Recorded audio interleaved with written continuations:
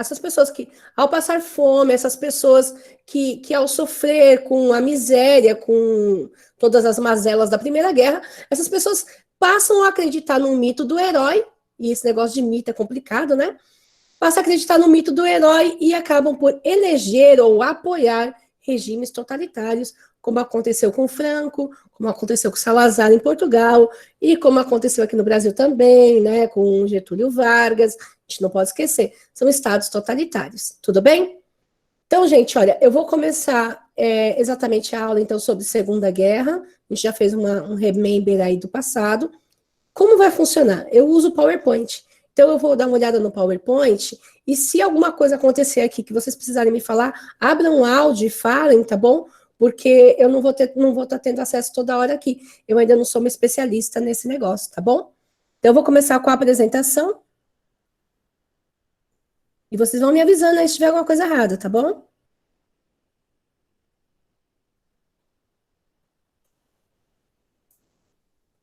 Bom, a gente vai falar sobre a Segunda Guerra Mundial. Causas, o movimento e as consequências dessa guerra. Para entendermos melhor o motivo que levaram à Segunda Guerra, precisamos entender como terminou a Primeira.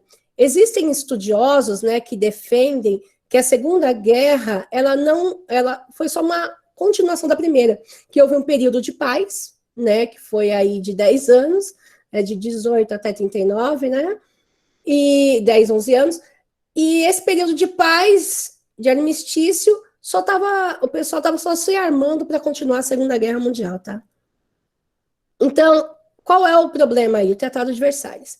O que o Tratado de Versalhes dizia? Ele impunha sanções muito pesadas à Alemanha. E a gente sabe que a Alemanha é o cara que vai começar toda essa treta. Então, uma das imposições, a Alemanha ia perder território que tinha carvão para a França, tá? A região de Sarre. Alsácia e Lorena, que eles tinham tomado da França, ia voltar para a França. Determinava que a cidade de Danzig era uma cidade livre e administrada pela Liga das Nações. Vocês vão entender que Danzig é um grande problema nessa guerra.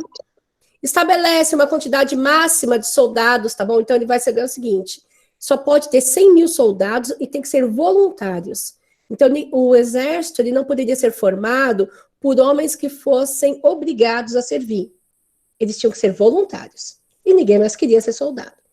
Qualquer fabricação de armamento devia ser aprovada pelos aliados. Em outras palavras, eles não poderiam produzir arma sem que a França e a Inglaterra deixassem. Determinava que a Alemanha não podia ter avião nem navio militar, nenhum. As defesas da Alemanha estavam zeradas. Estabelecia o reconhecimento da culpa pela guerra. Então, olha só, a Alemanha perdeu tudo, e ainda para piorar, ela vai ter que pagar uma indenização para quem ganhou dela, gente.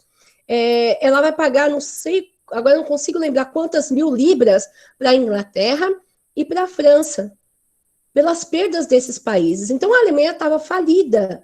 Aí vem a crise de 29, os Estados Unidos que estavam investindo na Alemanha para de investir, então a Alemanha entra naquela crise que a gente falou, certo?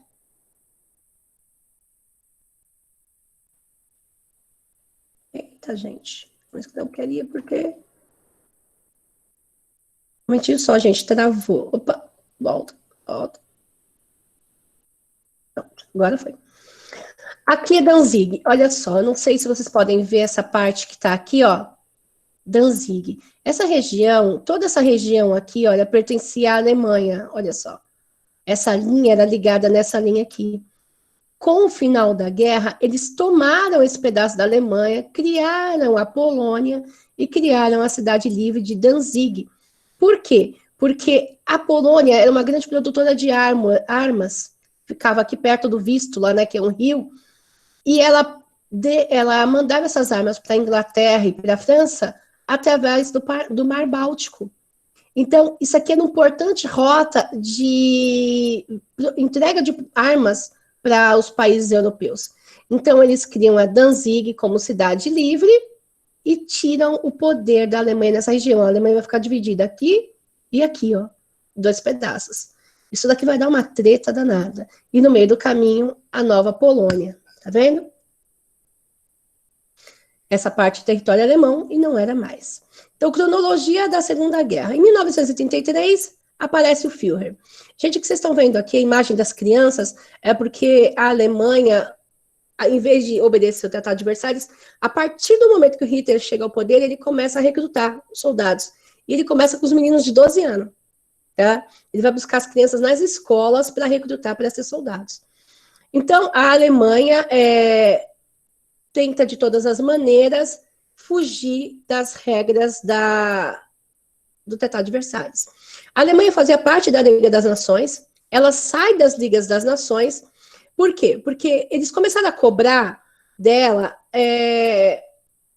o faturamento de armas, quantas pessoas serviam no exército, como é que estavam as indústrias. Eles começaram a cobrar dos alemães estas informações. Então, os alemães saem da Liga das Nações, porque eles dizem que isso é uma violação da autonomia do país, e que Hitler já era, nessa época, o chanceler, tá? E eles acabam por conseguir esconder tudo o que eles estão fazendo, tá? Em março de 1975, aproveitando a calma do fim de semana, Adolf Hitler anuncia o restabelecimento do serviço militar obrigatório e decide elevar a 400 mil o seu efetivo de Wehrmacht, que eram as Forças Armadas Alemãs. Então, ele só podia ter 100 mil soldados. Ele criou 400 mil. E, é as Forças Armadas principais. Ele vai criar muito mais depois disso, tá bom? O lema dele, Ein Volk, ein Reich, ein Führer, um povo, um império, um líder. Com essa ideologia, ele vai dizer o seguinte: aonde houver alemão, tem de haver um governo alemão. Em vez de buscar os alemães de fora para dentro, não. Ele vai levar o governo alemão até essas pessoas. É essa desculpa para expansão que ele vai dar no território alemão. Anexações antes da guerra. Tudo isso aconteceu antes de começar a guerra. Primeiro, ele vai anexar a Áustria, aqui embaixo. Vamos lembrar, Hitler era austríaco, não era alemão, tá? Ele anexa a Áustria. Vai ter um plebiscito na Áustria, tá? E eles vão votar pela anexação. Por quê? Porque existia um clima chamado pan-germanismo, que dizia o quê? Que todos os germânicos tinham que ficar juntos. Então, a Áustria se considerava germânica, e realmente ela era de ascendência germânica, então devia se juntar à Alemanha, de descendência germânica, desculpa. Então, deveria se juntar à Alemanha. Então, eles entram de bom grado, ok? Só que a Alemanha não quer isso só. Em 1938, Hitler reclama a Tchecoslováquia, essa regiãozinha que está aqui do lado, Tchecoslováquia. A princípio, ele não quer tudo. Ele diz que só quer os Sudetos, que é essa região marrom. É o seguinte, nos Sudetos, a maioria era alemão. Então, de novo, a desculpa dele, onde houver germânicos, tem que haver um governo germânico. Então, ele fala que quer os Sudetos para ele. Então, eles vão chamar, vão reunir-se, né? Vai ter uma reunião com a França, com a Inglaterra, todo mundo vai se reunir com os Estados Unidos, e ele vai falar, olha, eu só quero os Sudetos, eu não quero mais nada. O Chamberlain, que é primeiro-ministro francês, vai até falar assim, o senhor Hitler só quer os alemães, ele não quer a guerra, tá? Então, eles vão se reunir, vai ter uma reunião, e nessa reunião eles vão pedir, vão exigir que o governo da Tchecoslováquia entregue os Sudetos a Hitler. E o governo tchecoslovaco vai ser obrigado a entregar o governo para Hitler, ok? Nesse meio tempo, Hitler está conversando com o pessoal da União Soviética e está criando um pacto que a gente vai falar mais para frente, tá? Cabe ressaltar que a região dos Sudetos era uma região estratégica para a defesa da Tchecoslováquia. Aqui ficavam montes, tá? Vales e montes que dificultavam a entrada de tropas no país. Então, para entrar por terra era muito difícil. Com eles podendo já ficar nessa região, fica mais fácil de entrar aqui, ok? Vamos lembrar também que Hitler vai fazer uma coisa que é muito interessante. Desse lado de cá, tem uma região chamada Renânia, que ele também vai usar como um jeito de atacar os países. Mas vamos ficar aqui, por enquanto, Sudetos. Enquanto isso, a Alemanha em 9 de novembro a 10 de novembro de 1968, a palavra é progon, utilizada para se referir a um ataque violento. Vamos lá. Eles já tinham anexado a Áustria, já tinham conseguido os Sudetos, mas havia uma crise dentro do país. Eles criaram uma desculpa para um ataque, tá? Eles vão dizer que um interlocutor alemão foi atacado injustamente. E aí, eles vão usar essa desculpa para atacar os judeus. Vai ficar conhecida como a Noite dos Cristais, tá? O que vai acontecer? O povo alemão, não é nem o exército não, tá? O povo alemão, tão alienado pelas ideias do Hitler, vai acreditar nessa propaganda de que os judeus estavam armando um golpe ou alguma coisa do gênero, e eles vão sair por aí quebrando tudo que era dos judeus. Então, eles vão quebrar todas as lojas que pertenciam aos judeus. Como eles quebravam o vidro, vai ser conhecido como a Noite dos Cristais ou a Noite dos Vidros Quebrados, tá? É o primeiro ataque sistemático aos judeus na Alemanha. É claro que ele já fazia as deles, tá? Ele já tinha perseguido outros tipos de pessoas. Vamos pegar aqui embaixo, olha.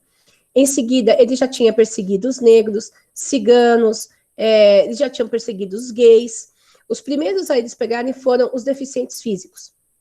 Os alemães acreditavam na ideia de perfeição da raça. Então, eles acreditavam que os deficientes físicos e os deficientes mentais só eram assim devido a uma mistura de raça. E eles deveriam ser esterilizados ou mortos. Então, essas pessoas que eram deficientes físicos e deficientes mentais vão ser afastados da sociedade e vão desaparecer com o tempo, tá? A próxima vítima aí vão ser os homossexuais, que vão começar também a desaparecer. Eles vão para os campos de trabalho e não voltam mais, tá? Em seguida, negros e ciganos, que também vão começar a desaparecer. Desaparecer em que sentido? Eles dizem que eles vão para um campo de trabalho. Existe uma propaganda nazista de que os campos de trabalho eram lugares maravilhosos, que as pessoas iam usufruir de uma vida maravilhosa. Mas, na verdade, eles escondiam a fome, a miséria, experimentos científicos, como foram feitos em Auschwitz, estupros. Então, muita coisa acontecia nesses campos de trabalho, além do extermínio que vai acontecer um pouquinho depois, tá? E começaram também aquelas táticas de guerra psicológica, sabe?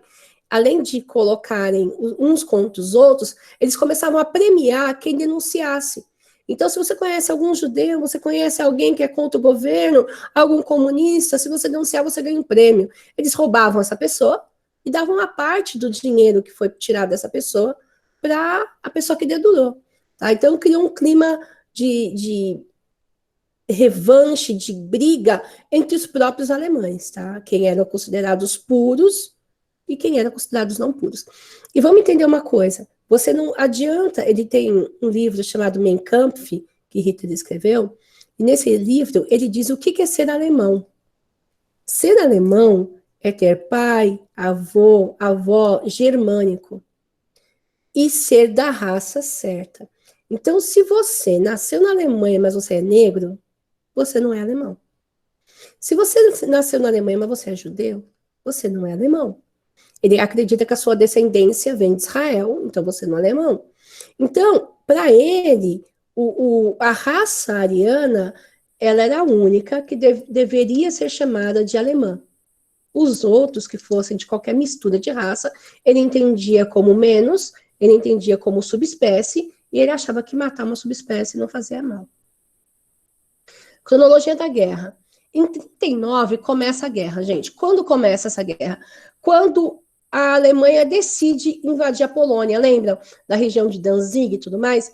Eles entram com as tropas deles, invadem o território polonês e, pouco a pouco, começa a declaração de guerra, tá? No dia 2 de setembro, a Alemanha anexa a cidade livre de Danzig, e é exatamente nessa data que se conta o primeiro dia da guerra, tá? Em 3 de setembro, a França e a Inglaterra declaram guerra à Alemanha. 11 de setembro começa a Batalha do Atlântico. 17 de setembro, a União Soviética invade a Polônia. Lembra que eu falei que tinha um acordo chamado, um acordo entre a Rússia, a União Soviética e a Alemanha? Esse acordo previa que a Alemanha invadiu uma parte da Europa e a outra parte da Europa a União Soviética podia invadir. Enquanto a Inglaterra e a França estavam muito preocupadas em segurar a Alemanha, a Rússia, que antes era a Rússia e já estava virando União Soviética, ia invadindo outros países. É aí que a União Soviética vai nascer, gente. Ela vai começar a anexar países, tá? E vai criar o que foi a União Soviética. 27 de setembro, a Polônia se rende aos alemães. Em 30 de novembro, a União Soviética ataca a Finlândia. Ela vai anexar a Finlândia. A Dinamarca, a Noruega e a Suécia declaram neutralidade, mas vão ser invadidas do mesmo jeito. A Alemanha coloca em prática um plano de invadir a Noruega e a Dinamarca. Foi o que eu falei. Não adiantou. Eles usavam uma chamada Blitzkrieg. Difícil. Blitzkrieg. Que é o ataque relâmpago. Como a Dinamarca, a Noruega e a Suécia falaram que eram neutras, elas não acreditavam no ataque alemão. O que ele fez? O Blitzkrieg é um ataque surpresa, de madrugada, com homens no chão, tanques de guerra e avião, tudo ao mesmo tempo. Então você não sabe por onde você se defende, porque vem homem pela terra, vem tanque de guerra, vem avião, é um ataque massivo. Tudo ao mesmo tempo e num horário que ninguém está esperando. Principalmente eles, porque eles tinham falado que eram neutros na guerra, que eles não queriam entrar na guerra. Aí a Alemanha invade a Bélgica, a Holanda, Luxemburgo e o norte da França. Dá uma olhada só quantos países ela já invadiu. A Alemanha bombardeia Paris, a Itália declara guerra aos aliados. A Itália só vai entrar na guerra em 10 de junho de 1940. Até então ela estava quietinha para ver até onde a Alemanha ia, tá? 14 de junho, Paris cai na mão dos alemães. 8 de agosto, os alemães começam a atacar a cidade de Londres. 13 de setembro, começam as incursões italianas no norte da África. Vale lembrar que a Itália já tinha invadido a Etiópia, já tinha invadido a Somália, já tinha invadido alguns países da África, e os países europeus não fizeram nada para impedir. Então, a Itália estava se sentindo tranquila nas suas invasões. E ela continuou invadindo.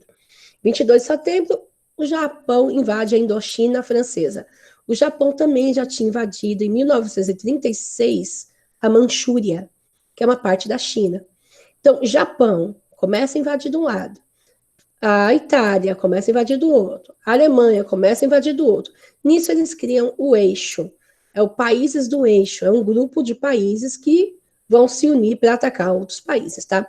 O Império Otomano vai entrar aí em alguns pedacinhos, alguns países do Império Otomano, mas não vai fazer muita diferença, tá bom? Esses são os principais países, ó lá. Em 27 de setembro, Alemanha, Itália e Japão firmam um tratado conhecido como Eixo, Roma, Berlim, Tóquio. Em 41, a guerra começa a mudar, tá? Mas só vai ficar legal mesmo depois, tá bom? Assim, legal, menos ruim. 2 de março, as tropas da Alemanha invadem o território da Bulgária. A União Soviética e o Japão assinam um pacto de neutralidade. Porque se vocês nunca perceberam no mapa, o Japão é uma ilha lá no Pacífico, né? E ele é próximo da fronteira com a China e com a União Soviética. E o Japão já tinha tido uma guerra com a União Soviética e tinha perdido a guerra, quer dizer, tinha ganhado a guerra da União Soviética. Então a União Soviética não queria briga com o Japão, queria invadir países. Os Estados Unidos ordenam o fechamento dos consulados alemães no país. A Alemanha ataca a União Soviética. Esse é o primeiro passo errado da Alemanha. Ela tinha feito um acordo chamado Ribbentrop-Molotov, tá? Ribbentrop era o representante da Alemanha e o Molotov, o representante da Rússia. É daí que vem o nome coquetel Molotov, foi um cara que inventou, tá? E esses caras se reuniram e criaram um acordo de paz. Eu não brigo com você, você não briga comigo, você invade uma parte da Europa e eu invado a outra. Acabou. A Alemanha não vai respeitar o acordo e vai invadir a União Soviética. 7 de dezembro, o Japão ataca a base naval de Pearl Harbor, no Pacífico. Outro grande erro. Os Estados Unidos já tinham declarado a neutralidade na guerra. Ele não queria participar dessa guerra. O povo não queria participar.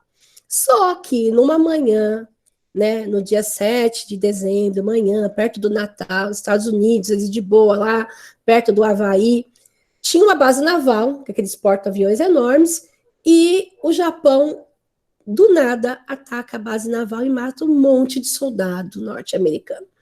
Consequência, os Estados Unidos declaram guerra ao Império Japonês e aos países do eixo. Nessa hora, a gente já está com os grupos bem feitos, né? Inglaterra, França, Estados Unidos e União Soviética do lado, Japão, Itália e Alemanha do outro, tá? O Pacto Germânico lá que eu falei para vocês, ó, Ribbentrop e Molotov, foi assinado em 39. Nele, dizia que os dois não iam se atacar e que iam dividir os países conquistados. Inclusive, a Alemanha se propõe a dar um pedaço da Polônia para a União Soviética, tá? E não iam se manifestar militarmente.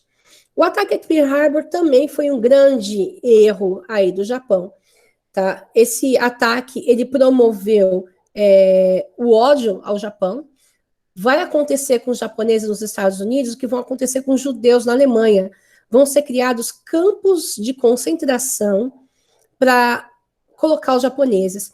Na região ali do Havaí e dessas ilhas, tem muito asiático, né? Porque fica muito perto. Tem muito asiático. E eles vão começar, o governo norte-americano vai começar a caçar e prender os japoneses, acusando eles de traição. Então, para os japoneses que moram nos Estados Unidos, a situação também não vai ficar legal, porque também vão ser colocados em campos de concentração, tá? E os Estados Unidos vai criar toda uma propaganda contra o Japão, que vai ser vista nos filmes, que vai ser vista em jornais, em revistas, de que o japonês é mau, de que o japonês é o demônio. Então, assim, vai criar um clima muito ruim e vai piorar a situação dos países do eixo, porque os Estados Unidos decidem entrar com tudo na guerra, tá? Quando a Alemanha invade a União Soviética, mesmo depois de ter criado de ter feito um acordo, coloca mais um inimigo. Hitler e Stalin nunca foram amigos, muito pelo contrário. O Hitler odiava os comunistas, tá? Então, como é que vai ficar aqui embaixo? Inglaterra, França tomada, porque está invadida, União Soviética e Estados Unidos. Japão, Itália e Alemanha pelos países do eixo. Era mais igual e agora está um pouco desigual. Mas a Alemanha, gente, eles não acreditavam na derrota. Eles estavam certos de que eles iam vencer, independente de qualquer coisa. Hitler começou a fabricar armas em bunkers. Ele criava túneis embaixo da terra e fabricava armas lá dentro, porque ninguém podia saber que estava fabricando armas. Os campos de concentração dele, eles diziam que eram campos de trabalho, eram prisões, resorts. Então, a propaganda funcionou muito bem para o Hitler. Ninguém sabia o que esse cara estava fazendo. Quando ele começou a guerra, ele estava muito bem armado e pronto para o que ele ia fazer depois. Em 1942 começa a reviravolta, tá? A primeira derrota dos alemães foi em Stalingrado. O que acontece? O exército alemão invade a União Soviética. Só que a União Soviética ela tem uma tática da terra devastada. O que ela faz? Quando uma cidade está para ser invadida, eles destroem tudo dessa cidade, enchem o rio de sujeira, queimam as plantações, destroem tudo. Então, o exército que está chegando, quando ele chegar, ele não vai encontrar água, ele não vai encontrar comida, ele não vai encontrar abrigo, então ele vai ter que parar. Parar para chegar uma outra guarda, esperar comida, esperar água, construir um abrigo, para ele ficar uns dias ali. Com isso, o que começou a chegar? O inverno. O inverno começa a chegar na União Soviética. E o inverno na União Soviética não é para qualquer um aguentar. Tanto que as tropas de Napoleão morreram congeladas lá dentro. Tá? Então, os russos participavam da guerra. Quem era o exército russo? Todo mundo do país. É um povo diferenciado. Até hoje é um povo diferenciado. Tá? Em 10 de novembro, a França de Vichy é ocupada pelos alemães. Em 24 de novembro, as tropas alemãs são cercadas em Stalingrado. Presta atenção, 24 de novembro, inverno. Tá? Inverno no hemisfério norte. Estava gelado. Menos 12, menos 15, menos 24. Perto ali da Sibéria, então, é um gelo. Então, a cidade de Stalingrado, ela se tornou o túmulo de muitos alemães, tá?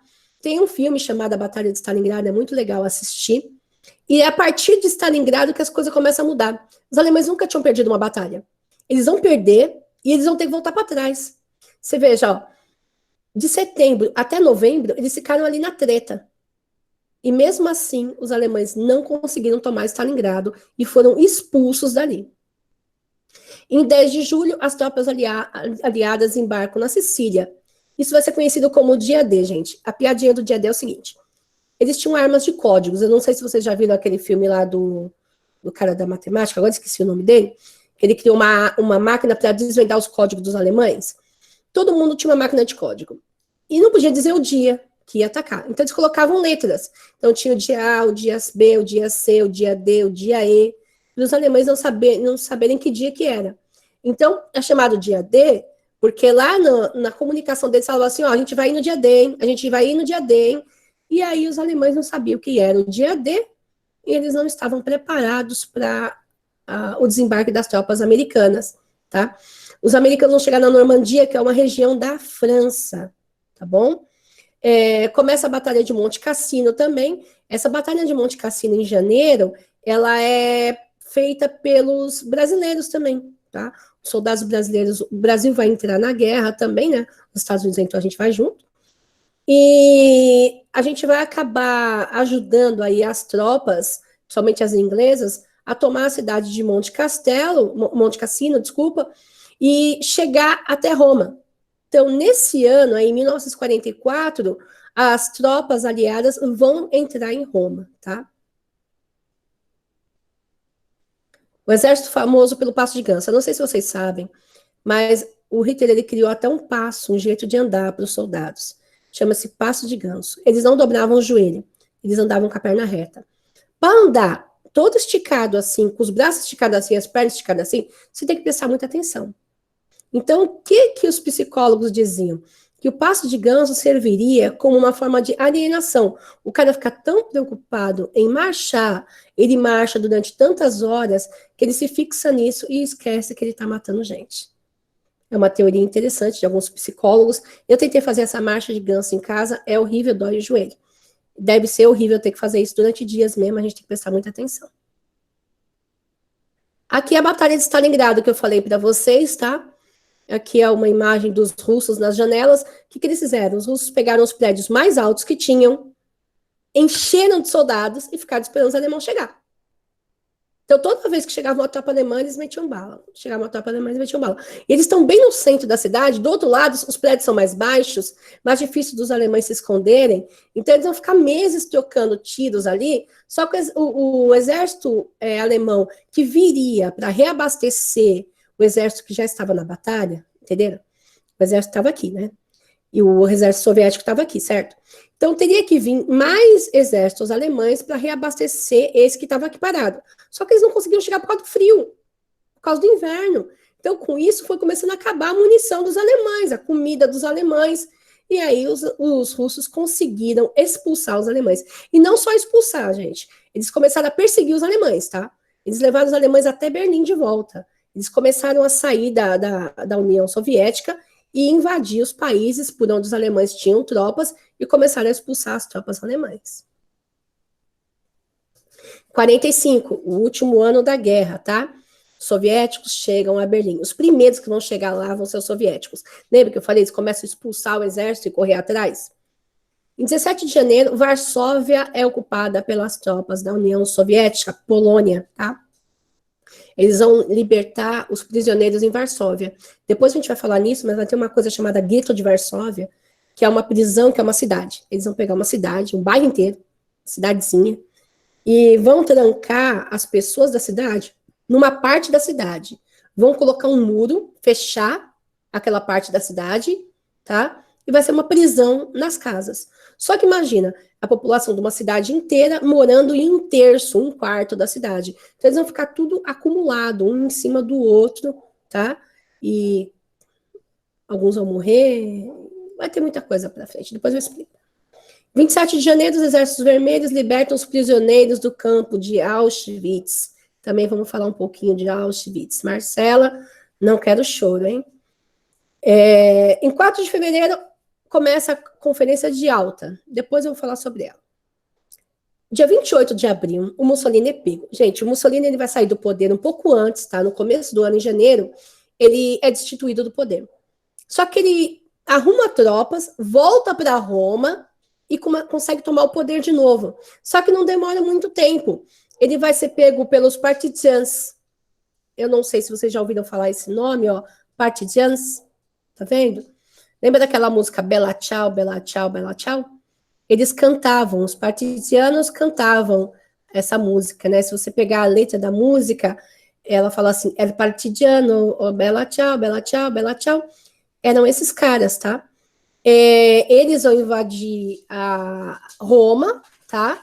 E vão tirar o Mussolini do poder, e não só tirar, vão colocar ele em praça pública e vão matar ele em praça pública, tá? Vão executar ele no meio da praça para todo mundo assistir. Isso no dia 28 de abril. Hitler fica sabendo. Aí ele tem medo de que os soviéticos façam a mesma coisa com ele. Porque se tem uma coisa que o Stalin quer, é a cabeça do Hitler. Entendeu? Ele quer muito a cabeça do Hitler. E o Hitler sabe disso. Então ele viu o que aconteceu com Mussolini, e em tese, e aí vamos lá, é uma teoria, tá bom? É a teoria mais aceita, de que ele se suicidou. Ele se casou com Eva Braun um dia antes, que era tipo a secretária dele. Ele vai para um bunker, e ele toma veneno e se suicida. Ainda tem controvérsias? Tem controvérsias. O pessoal diz que ele viajou não sei para onde, que ele ficou vivo, que ele fugiu de avião, que ele fugiu de submarino. Existem várias teorias sobre isso. Mas a teoria mais aceita é essa. Inclusive, tinha um crânio lá na União Soviética, foi mandado um crânio que um soldado levou dizendo que era o crânio de Hitler, né?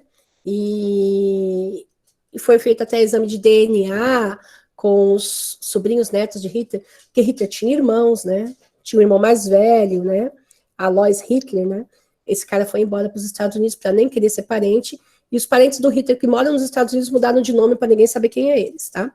Então foi feito um exame de DNA no crânio e tudo mais, e foi comprovado, segundo a União Soviética, que o crânio realmente era do Hitler.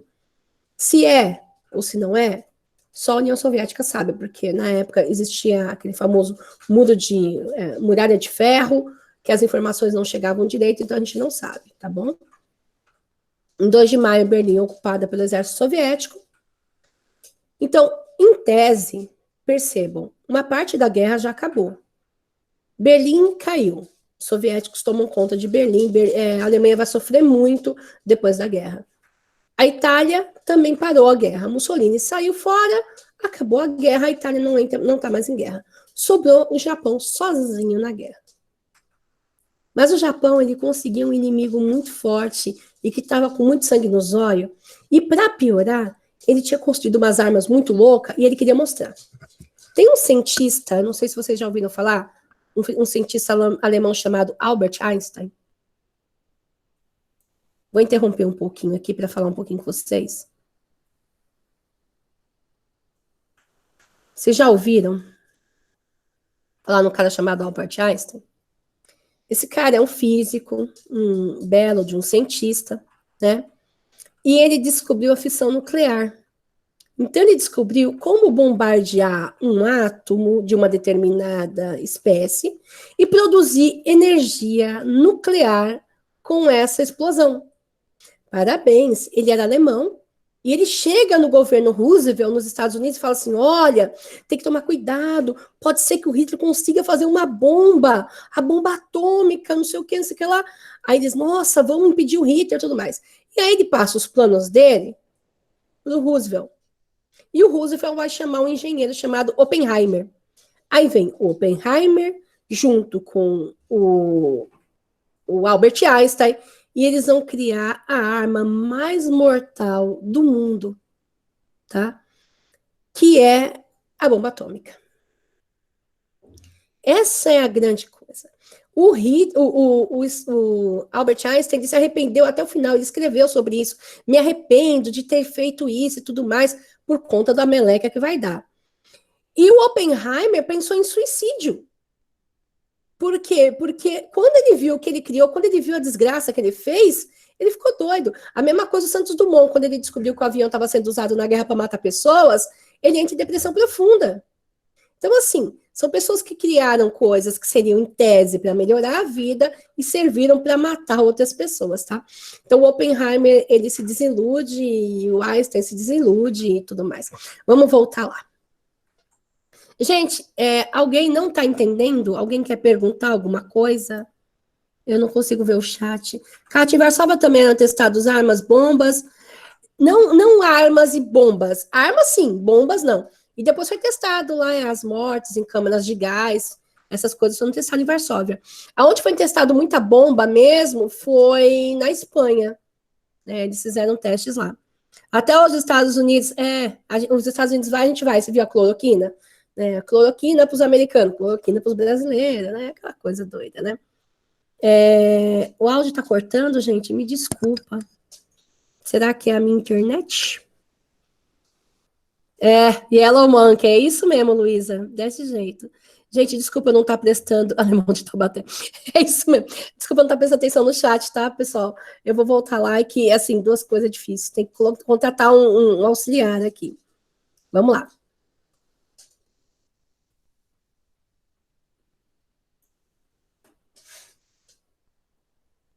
Então, nós estamos aqui, momentos finais da guerra, né? Ai, caramba, computador maluco.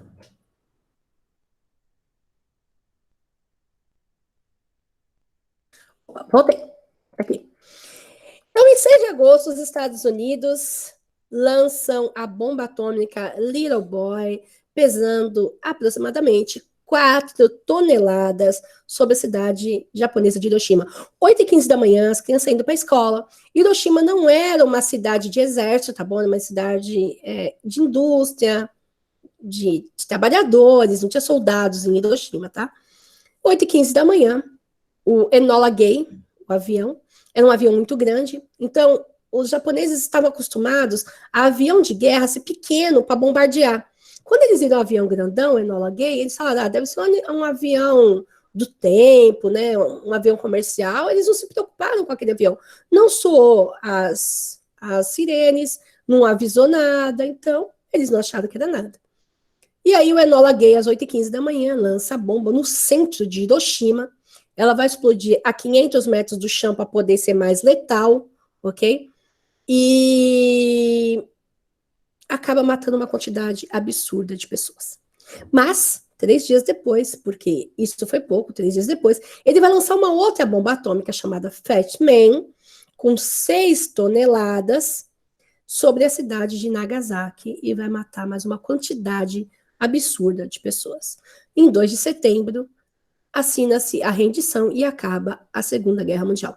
Olha que legal. A Guerra Mundial começou em 1º de setembro, quando a Alemanha invadiu a Polônia, e acaba em 2 de setembro, quando o Japão se rende, depois da destruição de Hiroshima e Nagasaki. Interessante, né? 6 anos e 1 dia a guerra durou. Não é legal, só estou colocando, tá, gente? Trabalho e liberta. Quem já não viu isso aqui? Isso aqui é o portão de Auschwitz, tá? Não sei o comecinho, Matt Frey, que é o trabalho e liberta, exatamente isso que está escrito em cima. Pelo menos é isso que estava escrito na porta de entrada do campo de Auschwitz. Os horrores que aconteciam nesses lugares só foram, conhecidos após a libertação dos prisioneiros. Ninguém sabia o que acontecia nos campos de concentração. Hitler investiu numa propaganda que eles tinham piscina, que eles tinham comida, que eles tinham área de esporte, que eles trabalhavam, mas na verdade eles morriam de fome. Isso aqui são 2 prisioneiros que foram resgatados pelos soviéticos, tá? Isso aqui é a imagem de 2 prisioneiros resgatados pelos soviéticos. Os que sobraram, tá bom? Eu não vou mostrar muitos filmes nem nada, porque vocês conhecem a história, tá? Aqui, há uns anos atrás, quem já estudou comigo, aí, o Matheus, que está aí com a gente agora, o Matheus está no 3º ano, ele sabe que eu fazia os trabalhos de TCC, os trabalhos de campos de concentração. E tinha um aluno chamado Mikael, e ele fez esse trabalho sobre Auschwitz, e eu gostei muito. E eu guardei esse trabalho, e eu quero que vocês assistam hoje, tá? Do aluno Mikael, que agora está no 3º ano do ensino médio. Ai, peraí, gente, voltou para trás.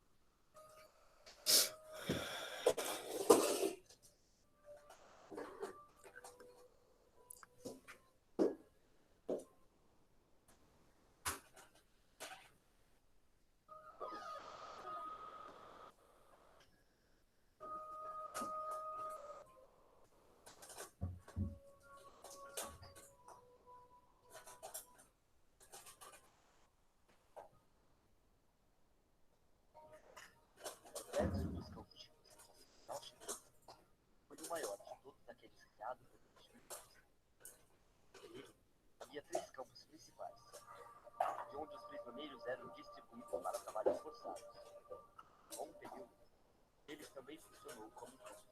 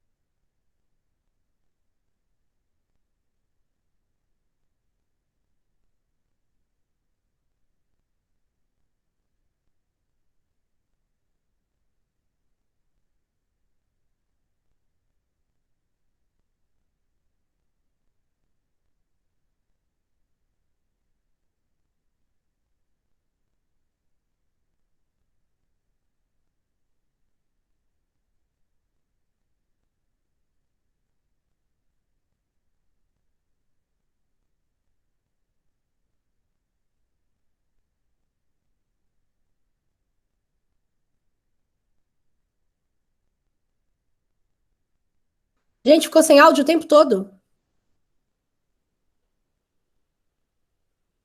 Que droga! Se eu for passar o filme todo de novo, ele estava narrando, mostrando para vocês. Depois eu ponho, disponibilizo o vídeo para vocês assistirem, tudo bem? Mas as imagens falaram por si mesma, tá? Desculpa, gente, eu não imaginei. Vou fazer o seguinte, vou passar e vou perguntar aqui se vocês estão ouvindo o áudio, porque já me reclamaram disso antes, tá bom? Deixa eu passar o próximo, vocês me dizem se está ouvindo o áudio, tá?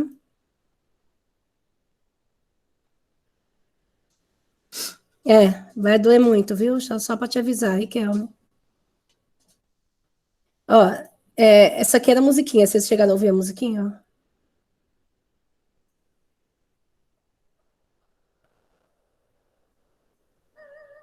Similar à maioria dos campos de concentração alemã, Auschwitz foi construído com três finalidades. Aqui é a parte que ele tá falando de... Tá mostrando as câmeras de gás, tá?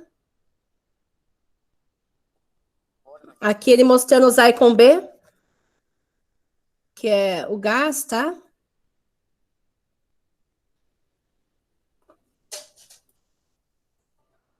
Aqui é a Marcha da Morte, ele falou. Assim que os soviéticos começaram a chegar, os alemães obrigaram o pessoal a marchar no meio do frio e sem comida, para morrer. Aqui é a cara dos russos quando chegaram lá em Auschwitz, tá bom? Vamos escutar o finalzinho do que ele tem a dizer, que é legalzinho. Ah, não, peraí. Que é já ele fazendo campanha dele, que ele adora fazer campanha.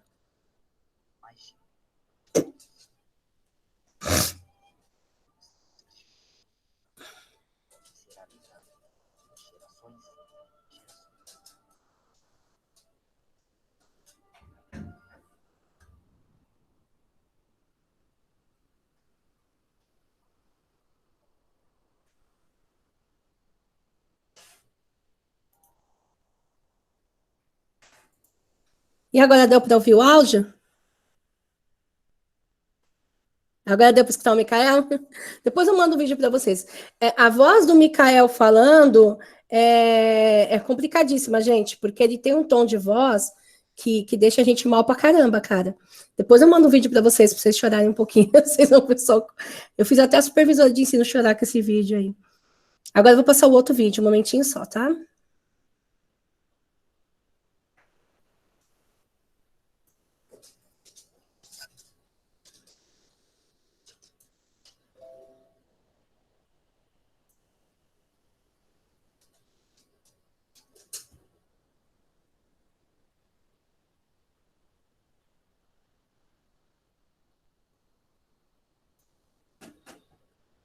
Ai, pessoal. Esse meu computador hoje, ele não tá afim de trabalhar. Vamos lá.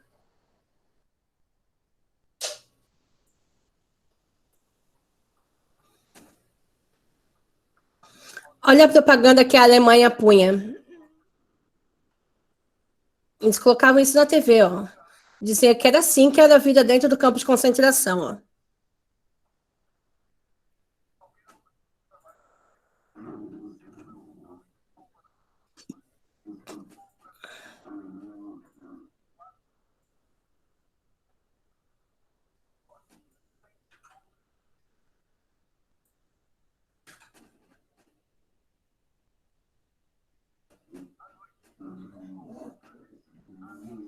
Pessoal, se vocês não estiverem ouvindo, abram o áudio de vocês e me falem. Não tá dando para ouvir, tá bom? Abram o áudio, tá?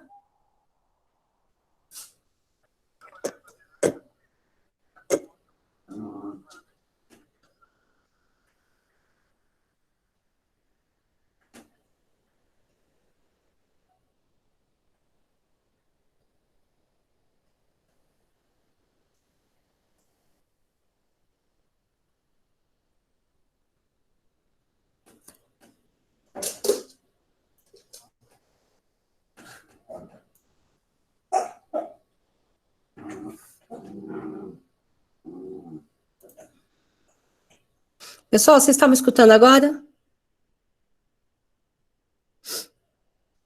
Vocês estão me escutando? Não, de novo? Ah, sim, sim, então tá bom, vou voltar lá. Esse é o menino do pijama listrado. Para quem não queria ouvir, já tá ouvindo. Vou continuar, tá bom? É só uma ceninha, não é todo, não.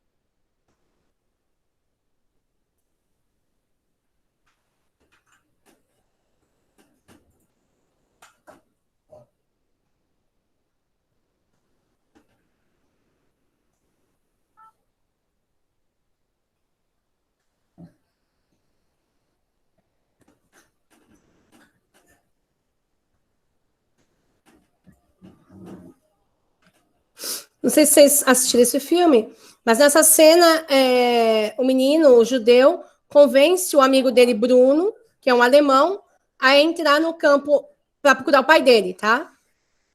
O alemão, o menino alemão, é filho do homem que criou esse campo de concentração, tá? E aí ele vai ajudar o amiguinho que é judeu, e ele não entende o que está acontecendo. Para quem nunca viu o filme, é isso, tá? Lembre-se, o Bruno só viu que era um lugar legal. Ele não sabia que era assim. Então ele entrou para ajudar o amigo sem saber.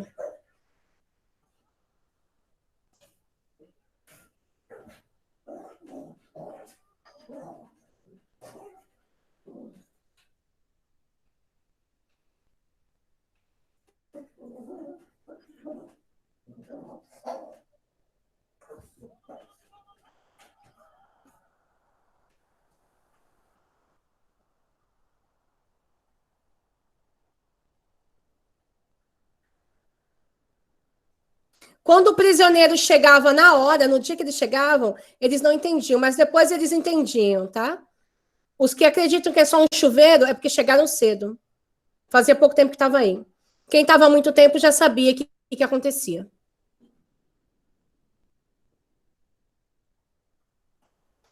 Aquela sala que vocês acabaram de ver,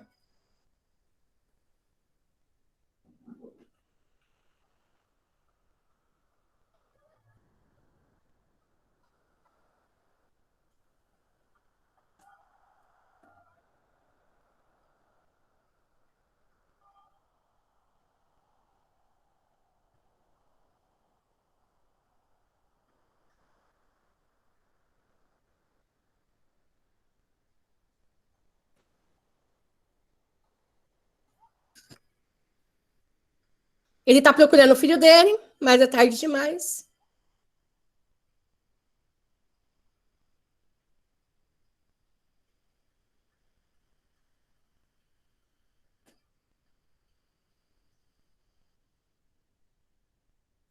O filho dele já morreu.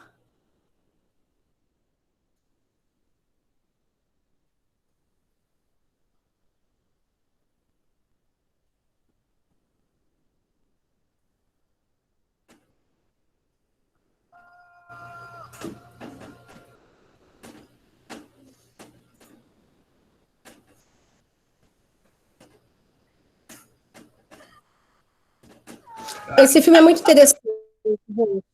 Por vários motivos, ele é muito interessante.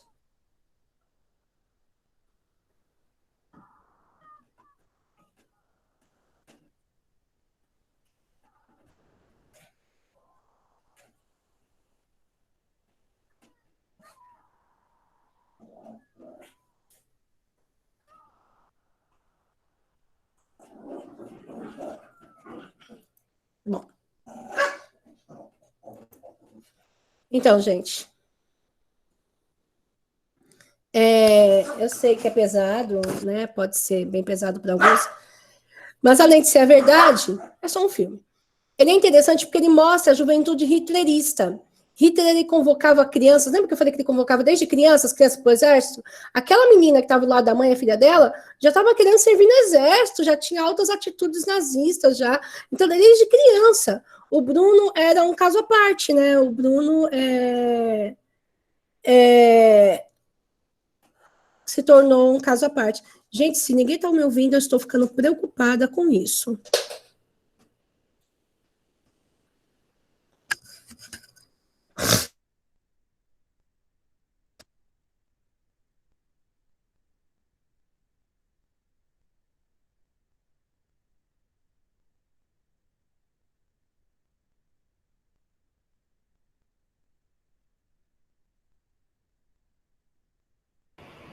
Fiquei decepcionada de vocês não conseguirem ouvir os vídeos.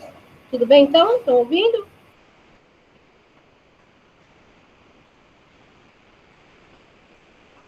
Que coisa! Então deve ser o meu Meet que está com problema. Depois vou passar o vídeo para vocês, tá?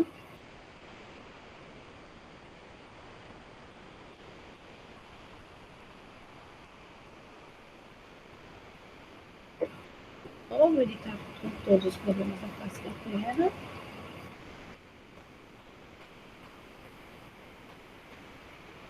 Esse aqui foi um vídeo feito pelos meninos do outro ano também, ó. Sobibor. É Sobibor. Em 1942, pelas autoridades policiais e alemãs. Um momentinho só. Sobibor foi um campo de concentração. Pode ser que o meu computador esteja com volume baixo, gente. Professora, no meu aqui só dá pra ouvir sua voz só às vezes e o vídeo tá falhando. Não dá pra ver. E o meu microfone está altíssimo o volume. Que estranho, né? Que esquisito. Pensei que estava dando para ouvir direitinho. Eu vou passar esses vídeos para vocês depois. Do jeito certo, porque é impossível isso, cara. Que coisa de louco. Que coisa.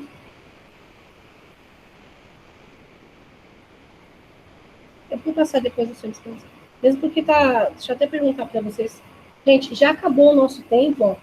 Vocês querem esperar mais um pouco para eu terminar esse, ou vocês já querem terminar, deixar para a semana que vem? É porque você conta usar, apresentar, está com o telefone mutado. Não, não estava com o telefone mutado. Eu não mutei o microfone. É estranho, né? Será que ele está mutando sozinho? Não, mas hoje o pessoal da outra aula me falou a mesma coisa, que estava sem áudio. Pode terminar então? Então vamos lá. Então vamos ver aqui. Vou tentar ver se... O ruim é que eu não consigo ver. Se vocês não estiverem ouvindo, abram o áudio aí e fala para mim alguma coisa, tudo bem?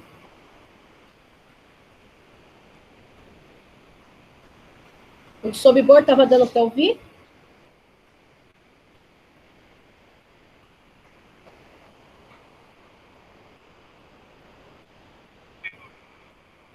Em 1942, pelas autoridades policiais e alemãs, Sobibor foi um campo de concentração que ficava na região do Pantanal, perto da atual fronteira leste da Alemanha com a Polônia. Em sua maior parte, o campo cobriu uma área de 400 por 600 metros, isto é, 24 mil metros quadrados. Árvores plantadas ao redor do centro camuflavam o local.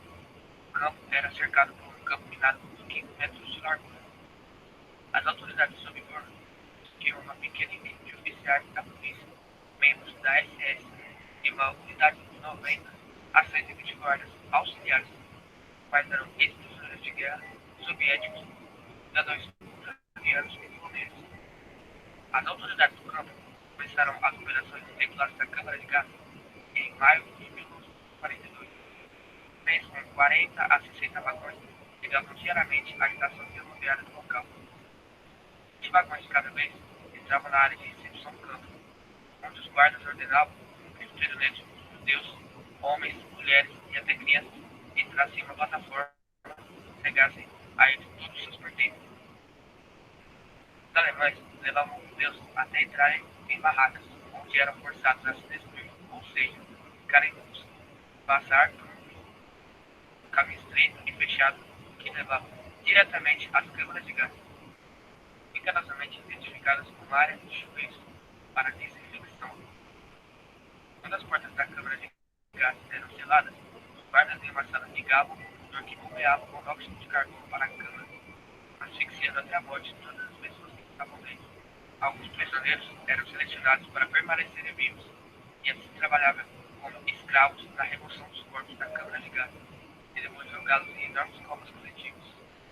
A equipe do campo assassinava periodicamente aqueles prisioneiros e substituía por recém-chegados. Em outono de 1942, viciados por danos escravos, Deus começaram a exumar as comas coletivas e queimar os cadáveres ao ar livre. Para evitar ter provas, Os gente. alemães também utilizavam uma máquina para moer os fragmentos de osso e reduzi-los a pó. Aquelas medidas tinham como objetivo ocultar todos os traços em massa por esse objetivo. Em 14 de outubro de 1943, cerca de 600 prisioneiros que haviam sobrado no campo iniciaram uma revolta, conseguindo matar 11 alemães. Cerca de 300 daqueles prisioneiros conseguiram escapar. 100 deles foram posteriormente recapturados. Depois da revolta, os alemães desativaram o centro de extermínio e atiraram nos prisioneiros restantes. No total, os alemães e seus auxiliares assassinaram pelo menos 167 mil pessoas.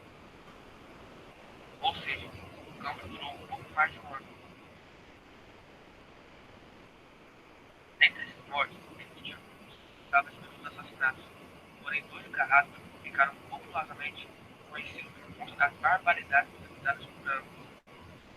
Franz Stark e Gustavo Wagner vieram para o Brasil depois dos crimes. Gente, Gustavo Wagner, que ele falou aí, não sei se vocês ouviram, Gustavo Wagner, ele veio trabalhar na Volkswagen, que é uma empresa alemã, tá? Ele veio trabalhar na Volkswagen e, por incrível que pareça, um dos caras que estava preso aí tem um filme chamado Fuga de Sobrevoo, depois eu vou indicar o filme para vocês. Eu baixei ele tem no YouTube, tá? No final, tem um rapaz que, no próprio filme, fala assim, que ele começou a caçar nazista. E ele vem para o Brasil e ele acha o Wagner trabalhando na Volkswagen, e aí ele denuncia o Wagner, e o Wagner é mandado, extraditado de volta para a Alemanha. Então, vários nazistas vieram morar no Brasil. Aquele Joseph Mengele, que fazia experimentos em Auschwitz, veio morar aqui em Eldorado. Ele morava aqui no Sete Praia, morreu afogado aqui em Ubatuba, se eu não me engano. Então, muitos nazistas vieram para o Brasil. Por quê? Porque o Brasil tinha uma coisinha de nazista. Dados que foram presos aqui mesmo. A maio desse ano, infelizmente, esse filme não Tá, deixa eu mostrar para vocês aqui. Aqui é a cena do filme. Só que esse filme tem uma versão mais antiga, tá? Porque esse filme só tem em russo. Tem uma versão mais antiga dele chamada Fuga de Sobrevoo, que é esse que está no YouTube, tá? Como o filme é russo, vai colocar todo o peso em um só. Esse cara seria um soldado alemão, Sasha. Né? Sasha vai reunir os e vai conseguir fugir do campo de concentração. Vai ser a primeira fuga de campo de concentração que vai ter. É um filme que aterroriza, mas é muito legal assistir.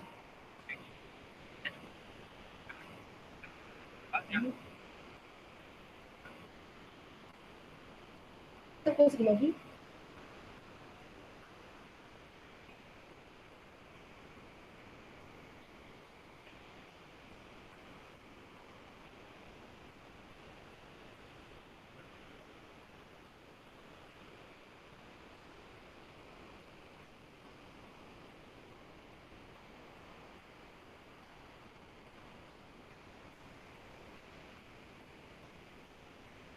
Vocês veem que foram trabalhos feitos pelos alunos, tá?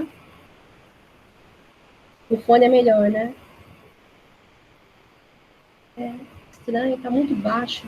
Eu não sei o que está acontecendo, não, mas eu vou mandar o vídeo para vocês, tá bom? Eu vou mostrar mais uma imagenzinha aqui, rapidão, sobre campos de concentração também, para deixar uma dica para vocês do que era isso.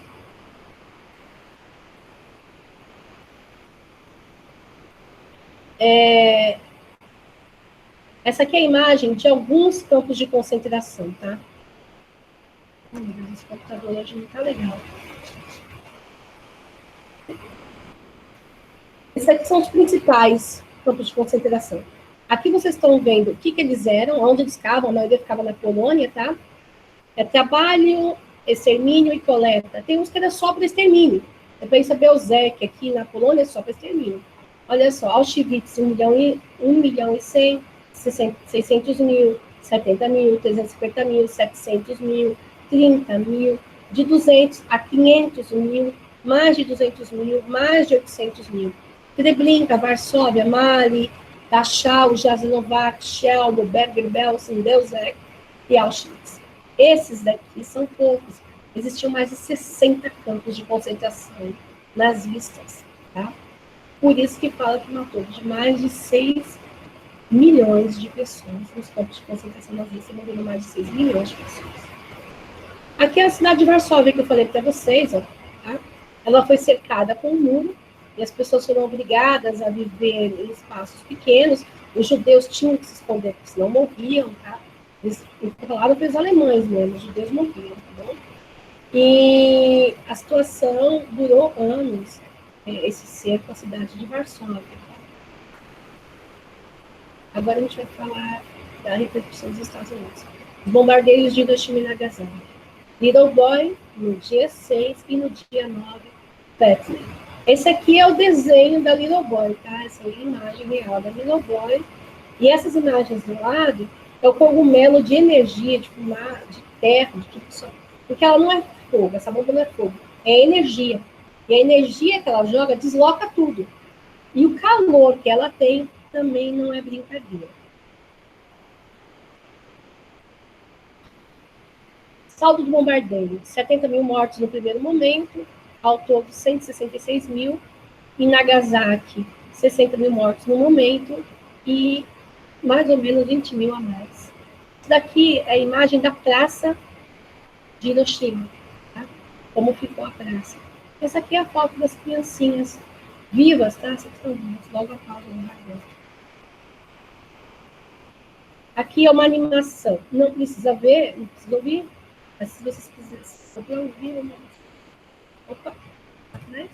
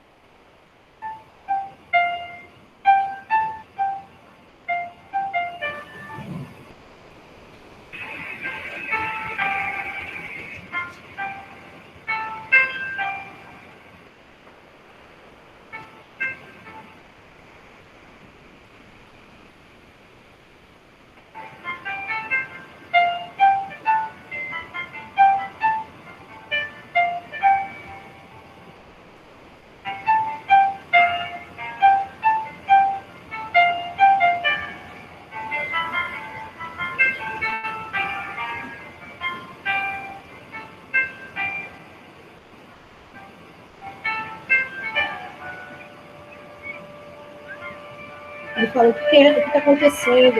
Eu não consigo lembrar de nada. O que está acontecendo? A ideia dele, porque é uma pessoa. Essa é a mãe dele, tá? Vai sobrar ele e a irmãzinha.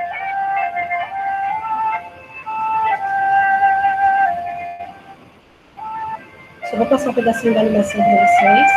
Não vou passar inteira, ela é grande, tá?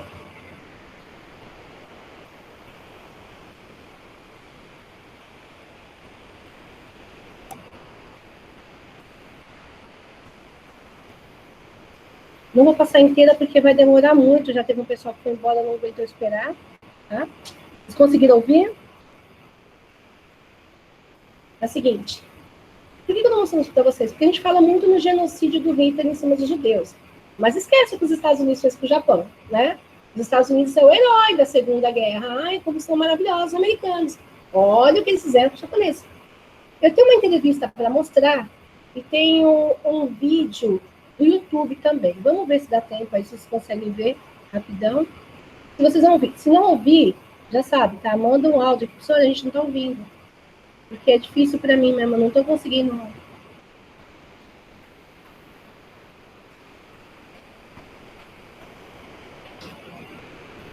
Tá dando um chilique.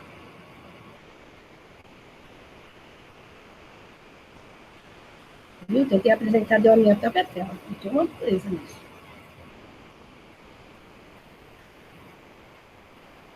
Vamos ver se vai.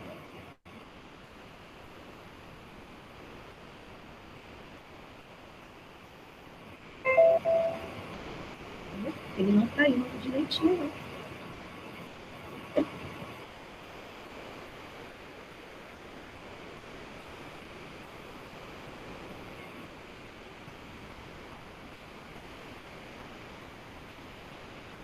Não tá indo, gente. Eu lamento.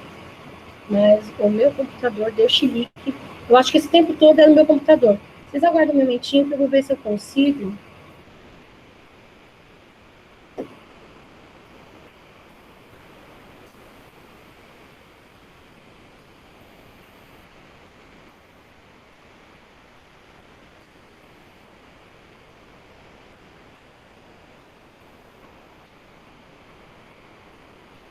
Bom. Agora foi.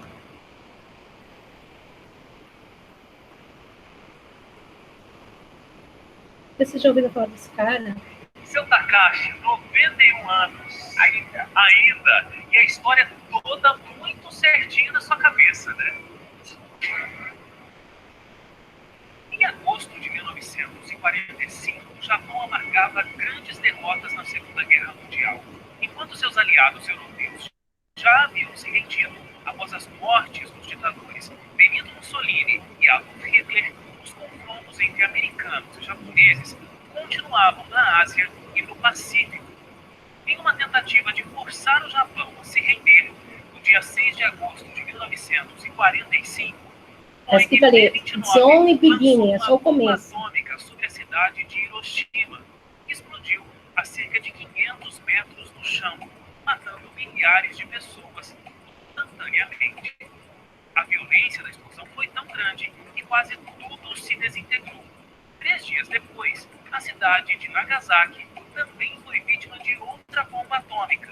No entanto, a rendição japonesa só viria alguns dias depois, em 15 de agosto, pondo fim à Segunda Guerra Mundial.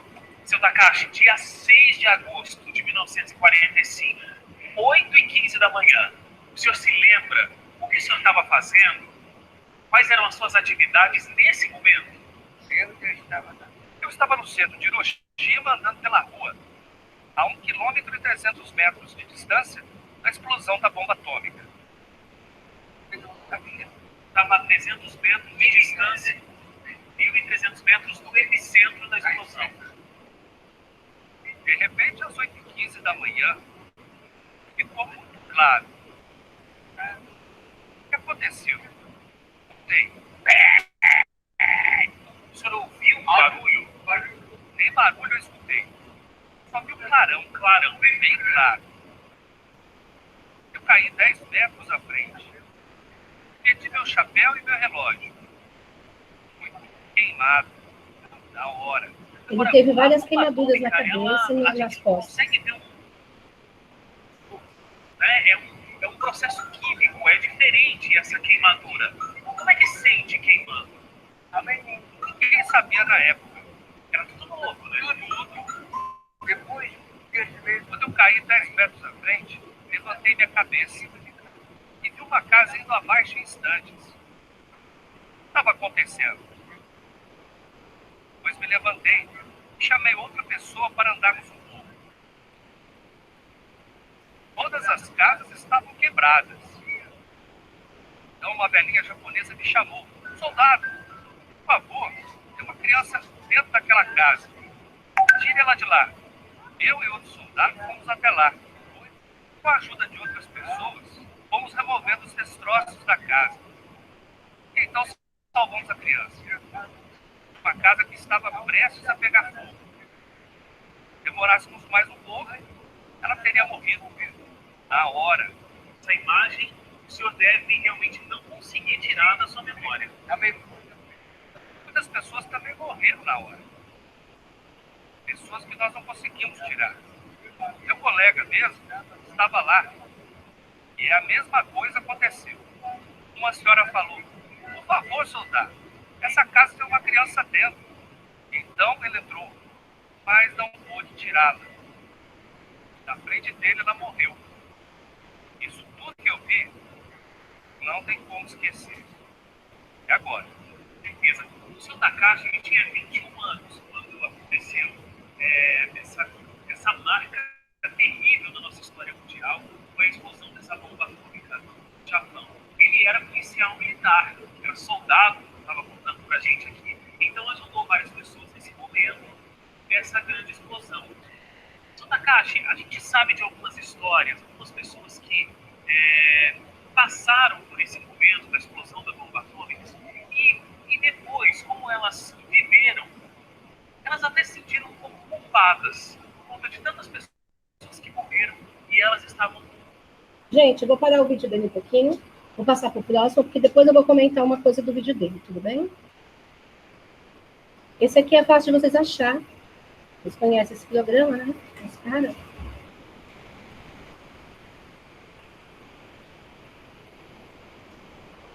Se as bombas atômicas que atingiram as cidades japonesas Hiroshima e Nagasaki fossem lançadas hoje, com a tecnologia atual e os recursos modernos, elas provocariam um estrago tão grande quanto o que aconteceu em 1945 e seriam capazes até mesmo de destruir todo o Japão. 71 anos após esse ataque, o país ainda sofre com as consequências da radiação nuclear. O número de vítimas com problemas de saúde por causa disso já ultrapassou 250 mil. Apesar dessa tragédia, a indústria nuclear continuou se desenvolvendo. Pesquisadores estão na busca por novos ativos químicos e também estão desenvolvendo novas pesquisas para a produção de energia nuclear. Só que isso também nos preocupa. Afinal, quem não se lembra do maior acidente nuclear da história do Chernobyl? Pois é, o homem ainda não conseguiu compreender que manipular a química e a física é importante, mas também representa um enorme risco para toda a humanidade. Os estragos que uma bomba atômica pode causar são incontáveis. Aliás, você sabe como funciona a bomba atômica? Eu sou o Antônio Poco e esse é o Fatos Responde.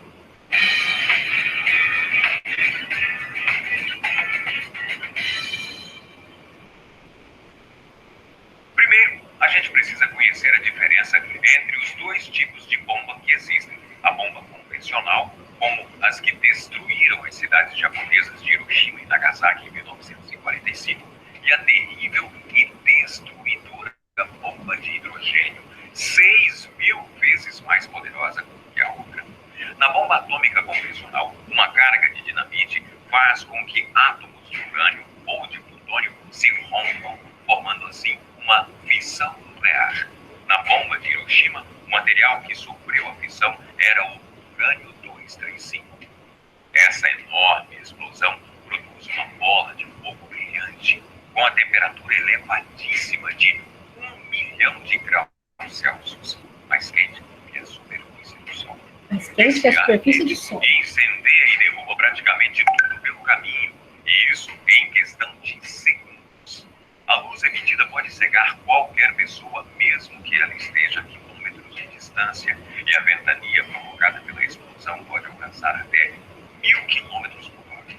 A detonação de uma bomba atômica emite radiações extremamente nocivas e podem causar terríveis consequências na saúde das pessoas, como anemia, hemorragia, náusea, catarata, câncer, além do nascimento de bebês doentes e deformados. A bomba apelidada de Little Boy, lançada em Hiroshima, funcionava como um revólver gigante. Ela carregava o elemento químico urânio-235 e quando os átomos se chocavam, seus núcleos se quebravam, e isso resultou em uma imensa carga de energia e radiação. Já a bomba chamada de Fat Man, traduzindo diretamente para português, seria Homem Gordo, lançada sobre Nagasaki, tinha como carga explosiva o elemento químico plutônio. O espaço dentro da bomba era cercado por explosivos e quando eles explodiam, comprimiam o plutônio e causavam uma carga de radiação e energia ainda maiores. A bomba de Hiroshima era medida por quilotoneladas e isso equivale a 13,5 mil toneladas de TNT. Na bomba de Nagasaki, a potência nuclear já equivale a 22 mil toneladas do explosivo. Só que hoje, com a produção de bombas muito mais potentes, o termo utilizado é megatonelada. Algumas possuem a potência de 9 megatons, e isso equivale a quase 700 bombas iguais. Sabe por que as pessoas ainda conseguem viver nessa cidade de potências, apesar de toda a radiação que se espalhou pelo lugar? É porque as bombas explodiram antes de tocar no chão. Elas foram projetadas para explodir ainda no ar. Assim, aumentava o efeito de destruição e diminuía o efeito radioativo. Só que, apesar de ser extremamente perigosa, esse tipo de bomba convencional ainda não consegue ultrapassar o poder destrutivo de uma bomba atômica de hidrogênio. Os detalhes da sua fabricação ainda são um tremendo segredo, mas o que já foi estudado por físicos e químicos é que a montagem dessa bomba ocorre dentro de uma bomba de urânio. A quantidade dos elementos na construção dessa bomba é o que determina sua potência. Mas, de acordo com alguns pesquisadores, calcula-se que a bomba de hidrogênio libere cerca de 1000 vezes mais energia do que a convencional. E acredite, esse tipo de bomba já foi testado uma vez. Em 1961, a antiga União Soviética detonou uma bomba chamada Tsar Bomb, hoje mais conhecida como Big Bang. A sua potência explosiva foi medida por 50 milhões de toneladas de TNT, o equivalente a quase 3.000 bombas iguais a de Hiroshima. Isso é porque os soviéticos preferiram testar uma capacidade explosiva menor, pois a ideia inicial seria explodir quase 100 milhões de toneladas de TNT. Você consegue imaginar o tamanho da destruição que isso causaria se fosse lançada em um país? Atualmente, estima-se que existem 17.000 armas nucleares no mundo, e o poder delas está concentrado nas mãos dos Estados Unidos da América e da Rússia. Mas outras potências também possuem armamentos desse tipo.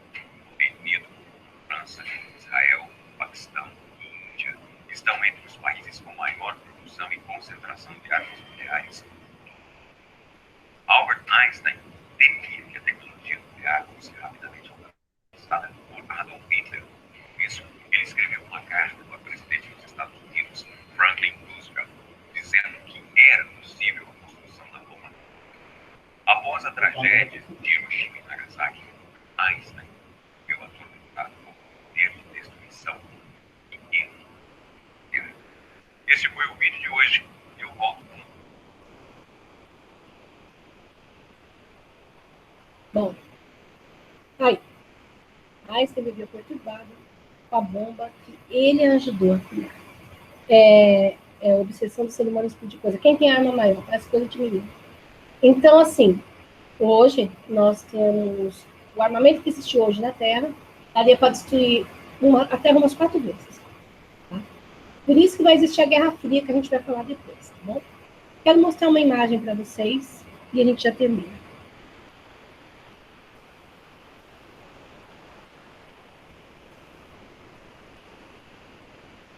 Vocês lembram daquele tiozinho que estava falando no vídeo?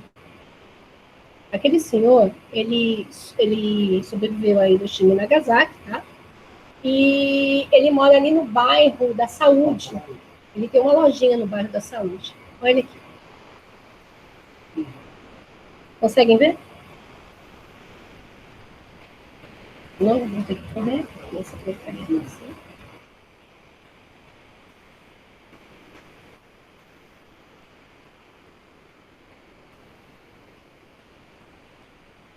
Olha aqui. Em 2016, eu acho, 2016, os alunos tinham um projeto de TCC e um grupo decidiu falar sobre a Segunda Guerra Mundial e as bombas de Hiroshima e Nagasaki. A gente encontrou aquele senhor do vídeo, sabe aquele senhorzinho que estava dando entrevista? Olha aqui, ó. A gente encontrou o senhorzinho e ele concedeu uma entrevista para esse grupo de TCC. Olha aqui o menino filmando. Esses meninos já se formaram. E olha aqui a gente comenta. Então, a gente entrevistou esse senhor que estava dando entrevista. Na entrevista, ele conta que ele via pedaços das pessoas, né? Ele via cair os pedaços. Ele assistiu os pedaços das pessoas caírem. E ele conta que ele não morreu porque ele não bebeu água, porque a água estava toda cheia de radiação.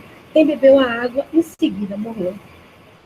E ele disse que eles tentaram entrar num barco para fugir, para sair dali, né, para ir para outro lugar.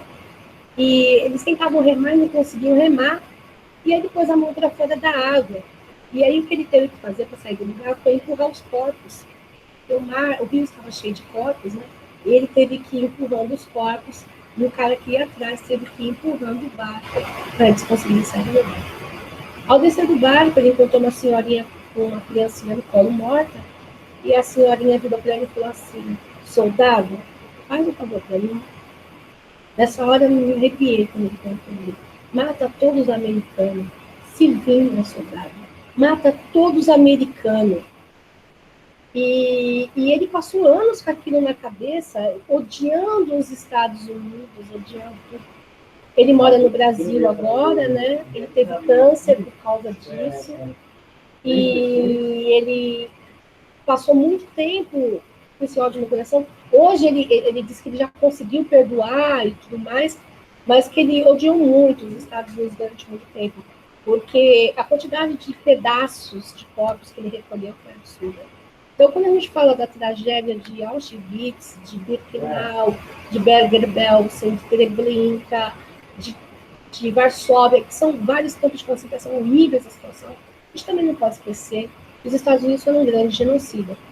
Porque ao jogar essas duas bombas em duas cidades cheias de população normal, não era guerra, não era patrulha de guerra, não era exército, eram pessoas que estavam levantando de manhã, né? Foi um ato genocida muito grande. Então, hoje, esse senhor que sobreviveu à bomba, né? Ele faz parte de um grupo da ONU, né? E ele viaja com a ONU, falando sobre a experiência dele e pregando a paz, né? Em seguida, a ONU nasceu, né? Depois dessa guerra, a ONU nasceu para conseguir eliminar todos esses conflitos, né? E a ONU nasce com essa proposta de nunca mais deixar acontecer uma guerra desses padrões, tá bom? Então, até hoje, é uma discussão da ONU em relação a isso. A história do Takashi Morita é maravilhosa, se vocês quiserem ver os vídeos depois. Eu não consigo restaurar o vídeo que a gente fez dele, e ele fala muito rápido, e ele mistura japonês com português, que é difícil. Mas ele tem uma lojinha, gente, de produto japonês ali no bairro da Saúde. Você passa na rua, ele está sentado na calçada, numa cadeirinha de palha, sentado, e ele conversa com todo mundo. Ele é um amor de senhor, tá? E a experiência dele é chocante. A amiga dele, que também sobreviveu, só que ela sobreviveu em Nagasaki, ela conta que ela não podia falar que era da cidade. Os homens não casavam com as mulheres de Hiroshima e Nagasaki, porque eles tinham medo dos filhos nascerem deficientes. As crianças nasciam sem boca, sem ouvido, sem nariz. Sabe a Hello Kitty? Já viu a Hello Kitty? A Hello Kitty é um protesto. Ela é um gatinho. Você já viu o gatinho da sorte, da Ásia? Um gatinho que fica assim? Um gatinho que fica assim? Já viram esse gatinho da sorte? E já viram a Hello Kitty? É um gato sem boca? A ideia era essa, era uma crítica. Entendeu? Era uma crítica às crianças que nasciam sem a boca, sem o canal do ânus, cegas, né, com câncer. Então, foi um ato genocida muito grande, da grande nação aí dos Estados Unidos, a grande polícia do mundo. Alguma pergunta? Eu sei que eu já passei muito do tempo, me perdoe, gente. Eu fui rápido, tentei ser o mais rápido possível, que é muita coisa. Alguma pergunta, gente? Não?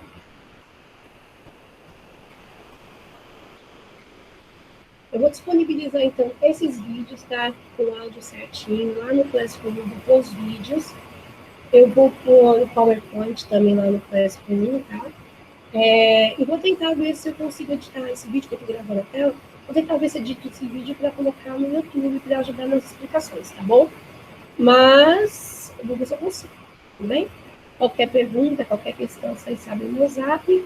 E depois eu deixo os vídeos para vocês verem. Tudo bem? Então, eu vou liberar vocês. Obrigado, gente, por ter estado aqui. Desculpa aí ter atrasado bastante, tá?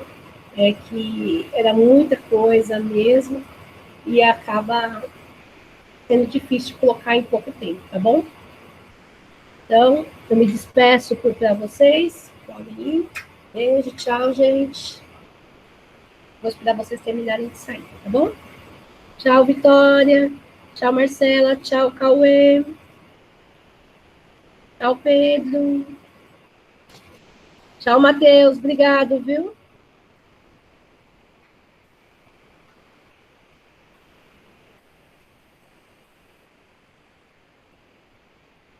Gostou, Luísa? Foi legal? Valeu a pena?